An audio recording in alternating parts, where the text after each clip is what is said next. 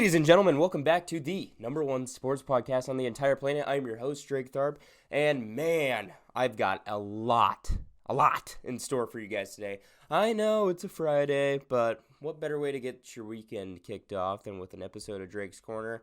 I fell ill around Tuesday, couldn't get out of bed, couldn't do any sports takes except like laying down, so I couldn't put on a show, but we're here, it's Friday. Welcome to the show, everybody. So the NBA playoffs underway, as we know. It's very interesting. These games have been very good. They've been very good to the last minute. I like them all. I like what's going on in the conference semifinals. It's going well. My predictions are staying put. I still got Suns Bucks rematch of the finals last year. Got Suns in 6 as my champions. But one story I'd really like to talk about is how the Memphis Grizzlies have caught large amounts of momentum. All right, they're hot right now, and if you haven't noticed, you're lying. Okay, they remind me of a hot March Madness team. Not, they're kind of an underdog. While they're a 2 seed, I really don't think that 2 seed speaks for their rebuild success and their marketability. And the team, nobody thinks of the Memphis Grizzlies when they think of Western Conference basketball, Western Conference NBA basketball. You think of the Lakers, the super teams, the Warriors, Clippers with Kawhi, Paul George. You think of all these star attraction teams, and then you have your 2-seeded Grizzlies who have rebuilt from the ground up, led by Ja Morant, and it's like a perfect story right now. I can't help but cheer for them. They remind me a lot of the Hawks last year. The Atlanta Hawks, they made it all the way to the conference finals. They completely upset the Philadelphia 76ers in 7. Trae Young was a living legend, villain, so to speak. They're the team that caught fire and advanced all the way to the East Finals, and nobody expected it. They caught fire. They had a good scheme going for them, led by Trae Young, and then surrounded by a lot of good role players, like John Collins, and now the Grizzlies are that team. Nobody expected this from them this year, I don't think. But yeah, they're the young hot team that wants to compete. They're dogs, and I can't help but cheer for them right now, especially against the Warriors. I'm not a huge fan of the Warriors. It's just like the whole dynasty complex, and they're so good you hate them. It's kind of like that. I'll admit they're good. While their seed is 2, they're a 2 seed in the West. No one's expected them to actually compete with Golden State. But they have a game on them now. It was in Memphis. We'll see if they can win on the road here. They've shown they can win though, and they've also shown that they're dogs and they're tough. Speaking of toughness, it can turn into, so to speak, dirty play. I don't think it's dirty play. We'll get into NBA suspensions. That's one of my topics here soon. So, but the Memphis Grizzlies, they're hot. A lot of momentum. I like them. Another successful rebuild as what we've seen. If you take a look at Phoenix and Memphis, take a look at them 5 years ago, bottom of the West. Now they're all the way to the top. Rebuilds work in the NBA. Don't rely on making super teams. I'm sick of seeing it. It works not less than half the time. Rebuild from the ground up, and you got yourself, solid team. Phoenix and Memphis have proven that. So, yeah, I just wanted to make a point there on the Grizzlies and their momentum. Next on the scene, Ben Simmons. I can't help but not talk about him. How are we not going to talk about Ben Simmons? But I'll have to give him an edge here. The media single-handedly made Ben Simmons look like a stone-cold bitch. Okay, let's be real here. You had NBA superstars from the past and present calling out Ben Simmons, calling him a wuss, calling him every name in the book you can. And, he never responded to these claims. There was rumors and speculation that Ben Simmons was going to return to the NBA playoffs and join the Brooklyn Nets and give the boost they needed, and at the last second in Game 4 against the Celtics, he said, "No, I'm not playing." And we all thought, "Oh, he's just being a little wuss about it. He's got a tight back or whatever." But that was proven wrong. Ben Simmons needed surgery, and his surgery went successful today. Luckily, I don't know why I said luckily. I wasn't wishing a bad surgery. That's kind of messed up, but thankfully, that was the word I was looking for. Thankfully, Ben Simmons' surgery went well. In reality, Simmons was hurt and needed surgery. Better coverage could have changed this. The media talking about Ben Simmons 24/7, like it's a day-to-day injury where he couldn't play. When a man talks about his health, that's where the news should come from. Ben Simmons wasn't very vocal about his health and when he was going to play. He was just very vocal about his destination and money, and that so to speak, gave off the narrative that he wasn't ready to be a basketball player. He was ready to sit and make money. Don't blame. I can only blame the top hedge media like ESPN. Big reporters like that who have reported Ben Simmons day to day. Ben Simmons, isn't playing. It's a day-to-day injury, all that jazz. But don't blame anybody speculating in sports gossip. The sports gossip is what makes sports so intriguing. So having an opinion on the matter is not wrong in any standpoint. But the only wrong people in the situation are those who have set the narrative that Ben Simmons couldn't play, or he was, leaning off on playing. In reality, the man needed surgery. And, he waited till the offseason to do so. I don't know if it was necessarily, he obviously doesn't care what people say at this point. But, if he wants the media to shut up, that's his call. If that's the case, he could have said, I need surgery. But he would never made any vocal standpoint on his health. Only vocal standpoint throughout the season was that he wanted out of Philadelphia. And, he kind of got this villain complex going. So he did need surgery, and thankfully it went well. I'm looking forward to seeing Ben Simmons next year. I'm a big fan of Ben Simmons. I think he's a good player. He's a very rare type breed player. He's a great facilitator, great defense. And that's what I like in a basketball player. Facilitators and defensive players don't get a lot of press. But Ben Simmons does get a lot of press. So we'll see if it continues for his play next year. So I said earlier I was going to talk about the NBA suspensions, and it is a weird topic because not just the suspensions, but the flagrant fouls, the ejections, all that jazz. And it seems like in the mind of NBA officials, okay, accidents cannot seem to happen, okay? I've seen plays where players go up and they get hit on the wrist by a player attempting a block, and they fall down and they get hit with a flagrant foul. Flagrants are intentional fouls, and that refs don't seem to, understand that accidents happen in the game. It seems like players are being punished for the thought of trying to make a defensive play or to make any aggressive play, overall. Take a look. Dillon Brooks suspended for Game 3. He went up on a block against Gary Payton. Gary Payton suffered a fractured forearm, I believe it was. And Draymond Green was also ejected for kind of a harder foul. Didn't seem dirty to me. You know a dirty play when you see it, I think. It's not hard to judge a dirty play. I think any logical person, not even a sports fan, can tell you what's right and what's wrong in a sporting event. So I think the refs like to nitpick at what's dirty and what isn't. Hard fouls are a thing and will continue to happen because 90% of them are accidents. It's one of those things that's going to keep happening, and it's not protecting. I don't think it's protecting anyone's safety. It's the nature of the game. And it's not like a bunch of NBA players are continuously injured by hard fouls. It's not. I don't think it's one of those things that the NBA needed to crack down on. Okay, there's a lot worse things that happen in the game of basketball than hard fouls. I think that's and 90% of them are accidents. There's dirty players. You can't single that out of any sporting league though. You can't take that out of football, baseball, basketball. So all in all, I think the refs really like to nitpick at what's dirty and what's not. Accidents can happen, and I think it needs to be lighter. I don't know. I think, the suspension for Dillon Brooks was far off. Draymond Green shouldn't have been ejected in Game 2. He was right to, he flipped off the fans. I think he was more so pissed at the call, and he took it out on the fans. So, yeah, NBA needs to cool it on the suspensions. I'm a little old school.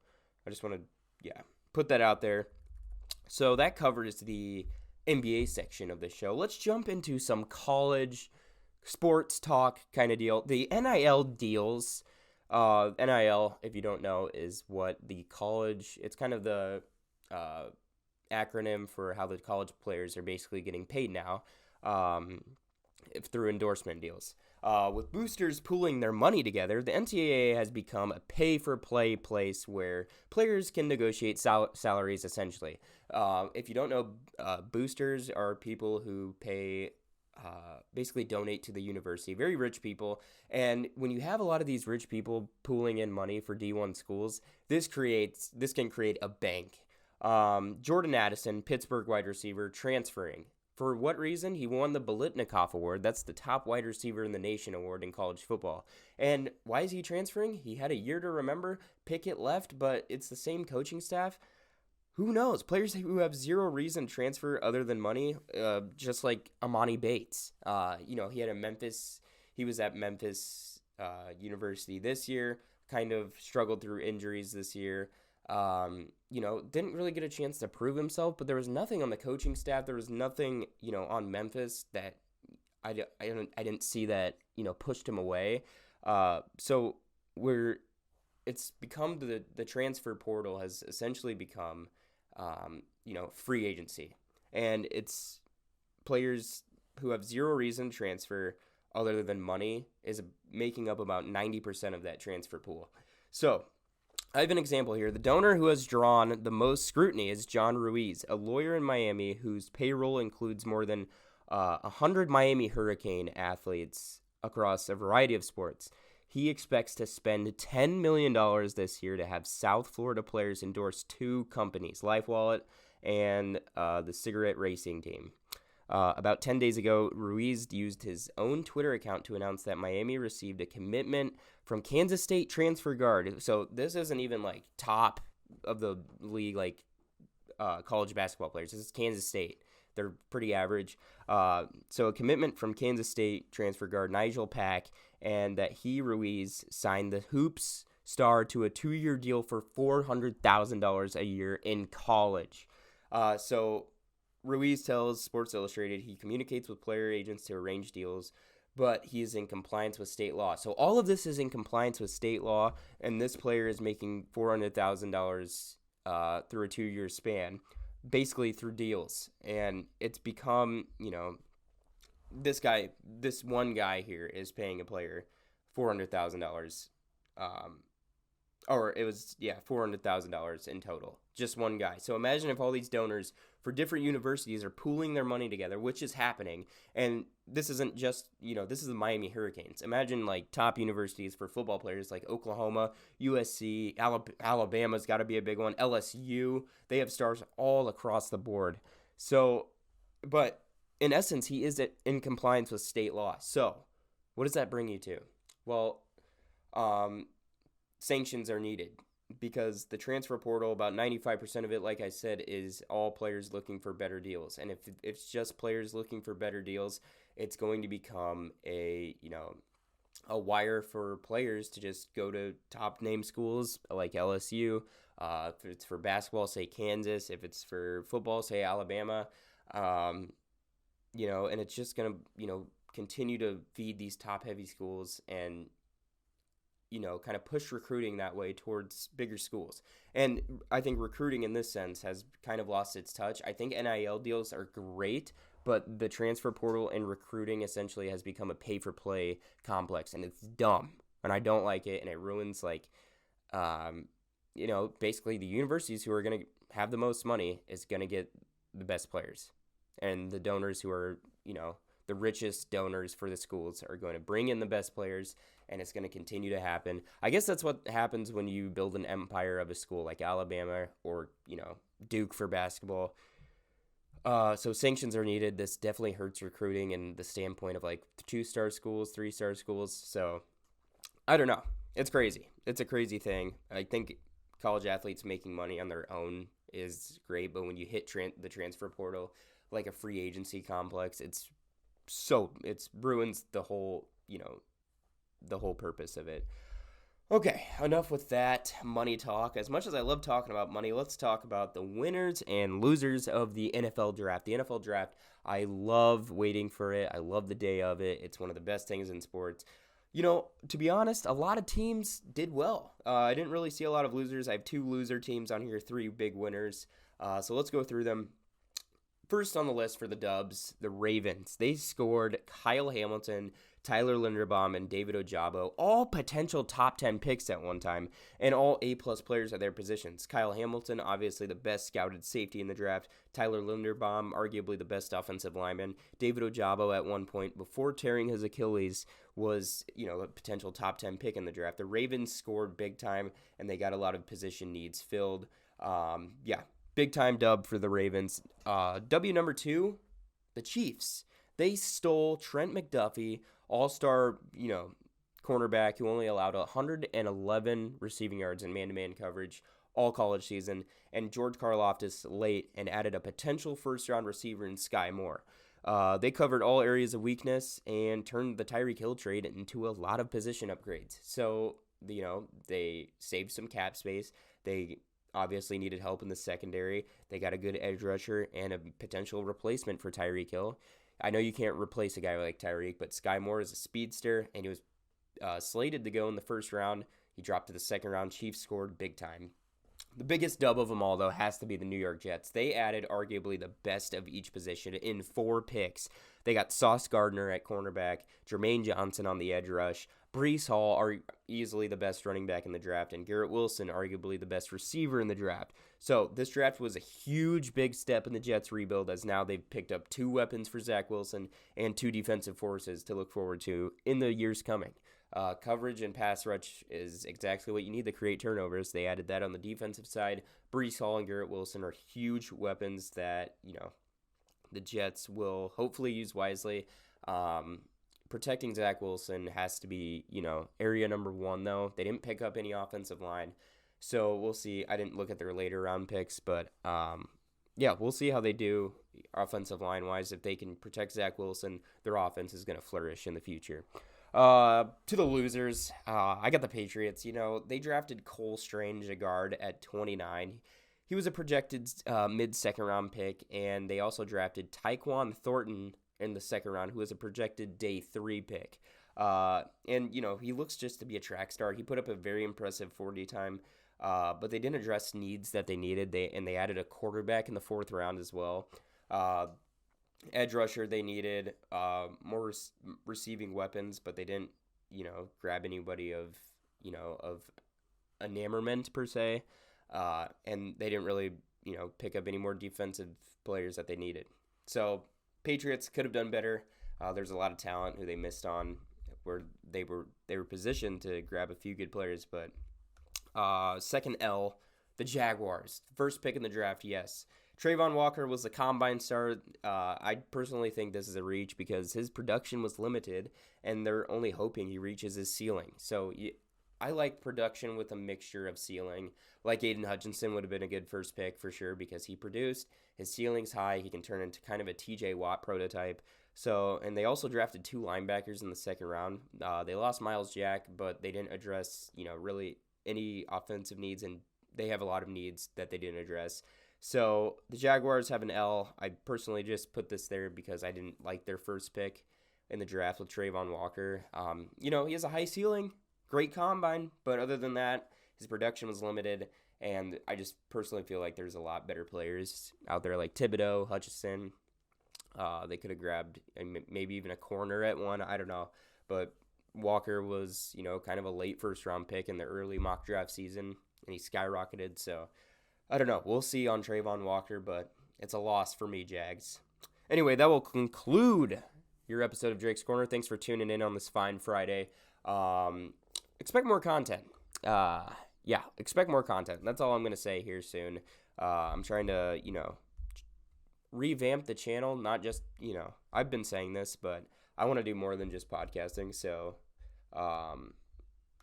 eventually I'll feel motivated enough to do so. So thanks for tuning in. We're about to reach the 20-minute mark here. A little longer one today. So, thanks for tuning in, and I will see you guys next Wednesday. I promise I won't be deathly ill again. Peace.